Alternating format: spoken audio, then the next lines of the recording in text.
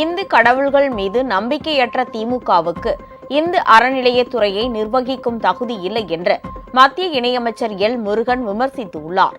திருவள்ளூர் மாவட்டம் மீஞ்சூரை அடுத்த மேலூரில் உள்ள திருவுடையம்மன் கோவிலில் வழிபாடு நடத்திய அவர், கடந்த 10 ஆண்டுகளில் தமிழ்நாட்டிற்கு 10 லட்சம் கோடி ரூபாய் நிதியை மத்திய அரசு கொடுத்திருப்பதாக கூறினார். பழவேற்காடு கடலோரத்தை சீரமைக்க பரிந்துரை கடிதம் கேட்டும் தமிழக அரசு தரவில்லை என்றும் அவர் குற்றம் சாட்டினார். தமிழகத்தில் நாள்தோறும் கொலை கொள்ளை என்றும் வீதி எங்கும் கஞ்சா விற்பனையும் தலைவிரித்து ஆடி வருவதாகவும் அவர் குறை கூறினார். அதாவது ஆன்மீகத்தில் நம்பிக்கை இல்லாத ஒரு அரசாங்கம் கோயிலை நிர்வகிக்க கூடாது என்பதுதான் மக்களுடைய எண்ணமாக இருந்து கொண்டிருக்கிறது. தமிழகத்தில் சட்ட ஒழுங்கு எப்படி இருக்கு? சட்ட ஒழுங்கு தான் பார்க்குறோம். ஊருக்கு கஞ்சா, வீடு வீடுக்கு கஞ்சா வந்துருமோன்னு மக்களுக்கு பயம். அது எங்கே பார்த்தாலும் வெட்டு குத்து கொலை.